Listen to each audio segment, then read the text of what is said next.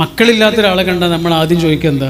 ഞാൻ പറയണ്ടല്ലോ, അവരേറ്റവും ഇഷ്ടപ്പെടാത്ത ചോദ്യമാണത്. അവരൊരിക്കലും ഇഷ്ടപ്പെടാത്തൊരു ചോദ്യം. കുട്ടി മരിച്ചൊരു വാപ്പനെ ഉമ്മനെ കണ്ടാൽ നമ്മൾ ആദ്യം എന്താ ചോദിക്കുക? നമ്മൾ ഒരിക്കലും ഓർമ്മപ്പെടുത്താൻ പാടില്ലാത്തൊരു പേരാണത്. എനിക്കറിയാം, 26-ാമത്തെ വയസ്സിലാണ് എൻ്റെ ഒരു ഇക്കാക്ക മരിച്ചത്. അവന് പുതിയാപ്പിളായിട്ട് ഇറങ്ങേണ്ട ഏകദേശ സമയത്താണ് അവൻ്റെ മയ്യത്ത് ഇറക്കുന്നത്. ഞങ്ങളുടെ വീട്ടിലേക്ക് വരുന്ന കുറേ ആളുകളുണ്ട്. നമ്മൾ പ്രാർത്ഥിക്കുന്നത് ഉപ്പാനോടും ഉമ്മനോടും അവരത് പറയാതിരിക്കട്ടെ, ഓൻ്റെ പേര് പറയാതിരിക്കട്ടെ എന്നാ. ഇവരതന്നെ കൃത്യമായി പറയാനാവുന്നത്. മുറിവിൽ തൊട്ടാൽ അത് ഉണങ്ങൂല.